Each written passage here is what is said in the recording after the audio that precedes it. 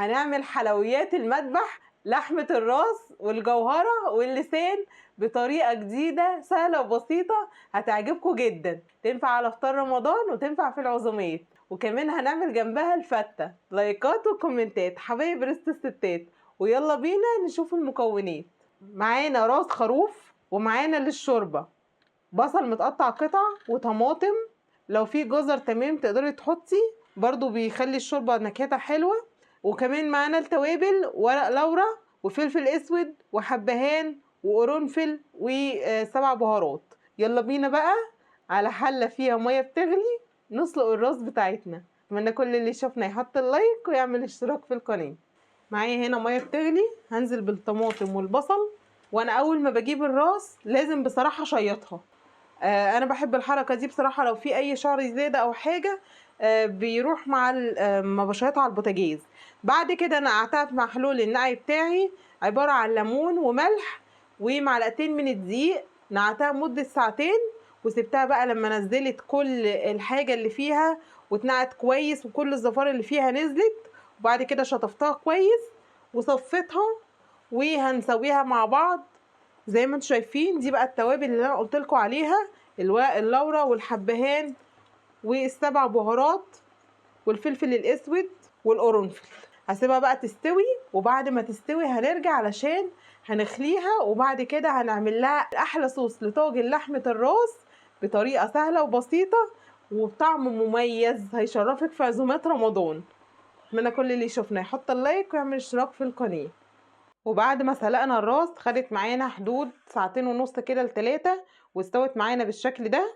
هنروح علشان نخليها، بس قبل ما نخليها تعالوا نعمل الصلصة بتاعة الطاجن علشان على بال ما تستبك نكون احنا خليناها. اتمنى كل اللي يشوفنا يحط اللايك ويعمل اشتراك في القناة. طبعا هي الراس في المرحلة دي هي استوت وجاهزة للأكل، متبلة ومتملحة وكل حاجة ومستوية. بس الخلطة اللي احنا هنعملها دي او الصلصة دي بصراحة بتدي للحمة الراس طعم احلى واحلى. معظم الناس بتاكلها مسلوقة، بس جربوها بقى في الطاجن ده هتعجبكم جدا. معايا هنا 3 معالق من الزيت، ومعايا معلقة صغيرة من الثوم المطحون او المفروم. بعد ما الثوم معايا كده خد لون ذهبي هنزل عليه بقى بعصير الطماطم بس كده. الطماطم انا حاطه لها سكر علشان الحموضه، هضيف لها بقى 7 بهارات والملح بتاعها ويبقى كده خلاص. الصلصه بتاعتنا هنسيبها تستبك. نص معلقه من ال7 بهارات. حابه تضيفي لها بقى مرق ماجي اللي احنا عاملينه في البيت تمام، مش حابه تضيفي لها خلاص براحتك. مرق ماجي عاملينه صحي اقتصادي سهل وبسيط، هسيب لكم الفيديو تحت في صندوق الوصف. هروح بقى اخلي الراس على ما الصلصه عندي تتسبك وارجع تاني علشان نحطها في الفرن. اتمنى كل اللي يدخل يحط اللايك ويعمل اشتراك في القناه. ودي بقى اختياري، لو حابه تضيفي فلفل سبايسي، مش حابه تضيفي مفيش مشكله.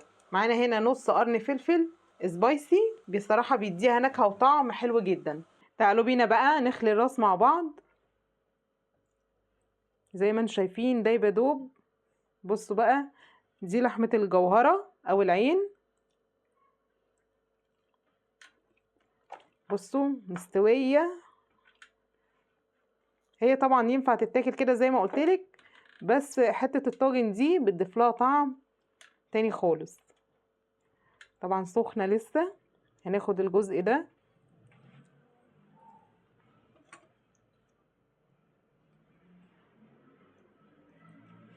دي الجوهرة زي ما انتم شايفين اللي هي العين اهي.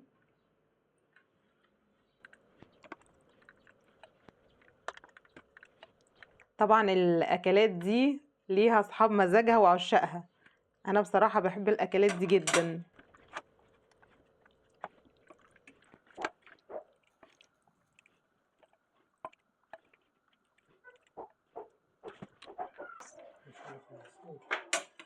دي بقى راس الخروف. معانا هنا بقى اللسان زي ما شايفين دايبه دوب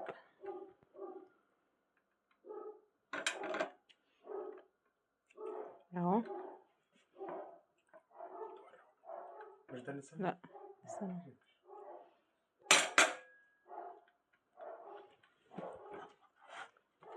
بعد كده الجزء اللي فيه لسان اهو،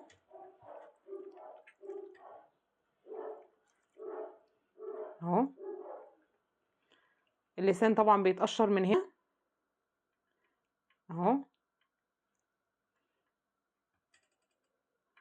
طبعا تقدري تاخدي اللسان ده تحمريه بقى مع الكبده والفشه، وتقدري تعمليه في الطاجن زي ما تشوفي دلوقتي.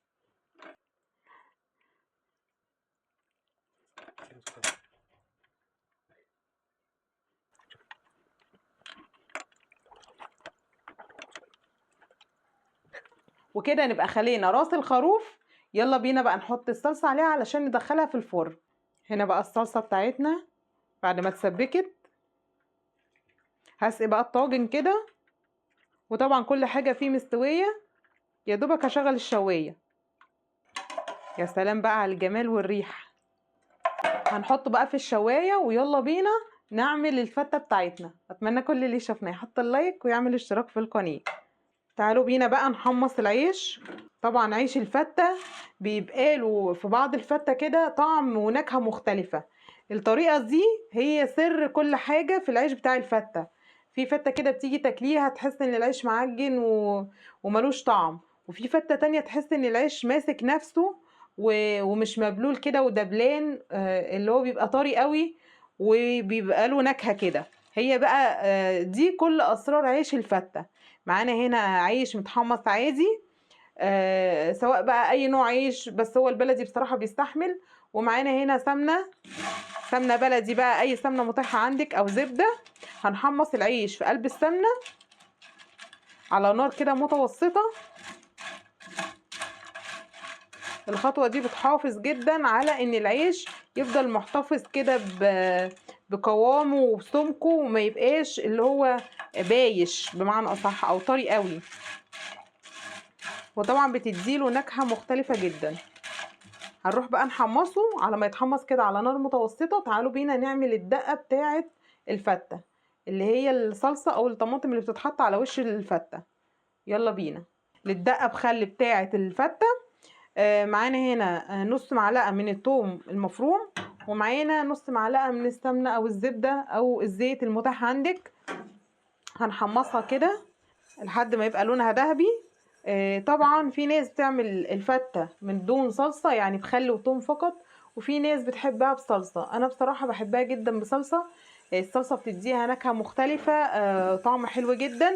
وفي ناس بتعملها بالاتنين، بس انا بصراحة بدمج الاتنين مع بعض في خلطة واحدة. يعني بحط الخل مع الصلصة بحيث ان هو يديني نفس النتيجتين، علشان ما تبقاش تقيلة ودسمة قوي. لما بعمل الخل وثوم بسمنة، وبعد كده برجع اعمل الصلصة برضو معايا بتبقى بسمنة. الى جانب طبعا العيش، هي اكلة دسمة بس اهو بنحاول نخفف على قد ما نقدر. بصوا انا هنا بقى شغالة في العيش كده واحدة واحدة على نار متوسطة، وفي نفس الوقت بعمل الدقة معاكم او بعمل الصلصة اللي بتتحط على وش الفتة. تابعونا لحد الاخر، علشان كده في تريكات هقولها لكم في الفتة بجد بتودي الفتة في حتة تانية خالص. اهي وبعد ما التومة اصفرت معايا بالشكل ده بقى لونها ذهبي، هطشها بقى بحوالي 4 معالق من الخل، وبعد كده هنزل عليهم بعصير الطماطم. طبعا دي مكعب ماجي صحي اللي انا قلت لكم عليه، ضيفاه في قلب الصلصه. هسيبها بقى تستبك واعمل العيش، واخر حاجه بعملها هي الرز، عشان كل حاجه كده تبقى سخن في سخن. معايا طبعا الشوربه مسخناها. هرجع معاكم اعمل الرز، وبعد كده نطبق بقى كل حاجه مع بعض، واوريكم احلى طاجن لحمه راس الخروف، وكمان طاجن الفته. اتمنى تتابعونا لحد الاخر. بصوا بقى العيش بدأ ياخد لون التحميصة. تقدروا طبعا تعملوا الحركة دي في الفرن مش على البوتاجاز. تعالوا بينا بقى نعمل الرز. معايا هنا سمنة، معلقتين من السمنة كبار كده، ومعانا هنا رز بلدي. طبعا الفتة زي ما انتوا عارفين بتتعمل برز ابيض. هنشوح بقى الرز في السمنة كده زي ما انتوا شايفين عايزين تحطوا فصين من المستكه بتديله طعم حلو قوي. هنزل بقى معايا هنا بالملح، اغلف الرز كويس قوي بالسمنه علشان ما يبقاش معجن معايا. اشوحه كويس. طبعا تقدري تسقيه بالشوربه او بميه، انا هسقيه بميه مغليه. اهم حاجه الميه تكون مغليه علشان الرز معاكي ما يعجنش. شايفين بقى العيش هنا؟ الصلصه بتاعتي كانت اتسبكت خلاص. الصلصه بتاعت الفته هنزل بقى كده بيجي 4-5 معالق 6 معالق من الصلصه دي على العيش، اشرب بيها العيش كده بتديله طعم لذيذ جدا. هي دي الحركه دي بتفرق قوي قوي في طعم الفته وطعم العيش بتاع الفته. بس كفايه كده. كل ده احنا على نار هاديه. ارجع تاني للرز بعد ما تشوح بقى كويس كده. هنزل عليه بميه مغليه.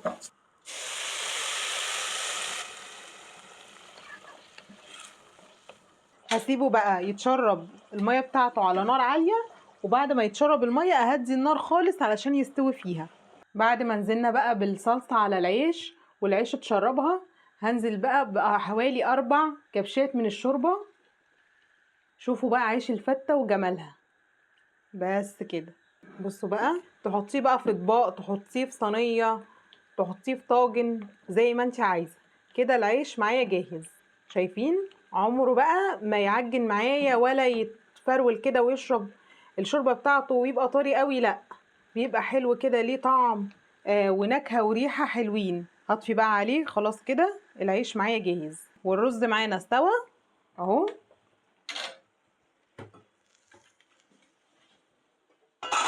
طبعا بعد ما تشرب الميه بتاعته انا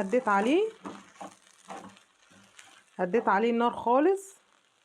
استوى معايا وبقى مفلفل بالشكل ده. يلا بينا بقى نعمل طاجن الفتة وكل حاجة سخنة معايا. هنزل بقى بالعيش كده في الطاجن. احلى حاجة في الفتة انها عايزة كل حاجة سخنة، يعني بصراحة لما حاجة بتبرد فيها طعمها ما بيبقاش زي ما بتبقى كل حاجة كده سخنة ولسه طازة ونازلة من على النار. معانا هنا كمان الرز. بصوا الرز مفلفل ازاي وجميل،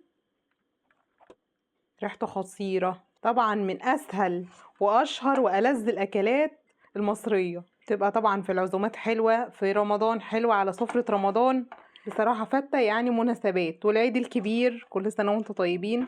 بعد كده بقى بنزل عليها بكبشتين من الشوربة برضو على الرز. بس الرز كده الحركة دي بتدي كده طراوة ونكهة للرز. مش كتير طبعا عشان ما نعجنش الرز ونعجن العيش على بعضه، بس هما كبشتين 3 كده يطروا الرز وفي نفس الوقت يظبطوا الطعم. شايفين بقى الشوربه معايا فاتحه ولذيذه ازاي؟ طالما غاسله الحاجه وضامنه نظافتها بتلاقي الشوربه بتاعتها عسل. تعالوا بينا بقى نحط الصلصه بتاعتنا. طبعا الصلصه دي ميكس 2 في 1، الخل بتوم وصلصه الطماطم. في ناس بتحبها من غير صلصه وفي ناس بتحبها بصلصه، بس بجد اللي ما جربهاش بالصلصه فايته كتير. الناس اللي ما كلتهاش قبل كده بصلصه جربوا الطريقه دي في الصلصه هتعجبكم قوي. شايفين بقى الجمال ولا الريحه خطيره؟ طاجن لحمه الراس كمان استوى وخد وش حلو قوي في الفرن. هجيبه بقى نشوفه مع بعض.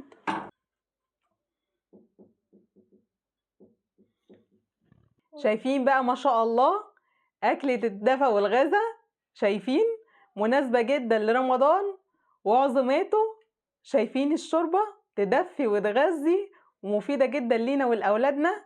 وكمان الفتة شايفين تحفة، ريحتها وطعمها خطيرة. وأحلى بقى طاجن لحمة راس مميز بالصلصة الخطيرة. جربوها وجربوا طريقتنا، طريقة ريست الستات في طاجن راس الخروف. أتمنى تكون طريقتنا سهلة وبسيطة ومميزة بالنسبة لكم. جربوها واعزموا عليها حبايبكم. أشوفكم على خير الفيديو الجاي. مع السلامة.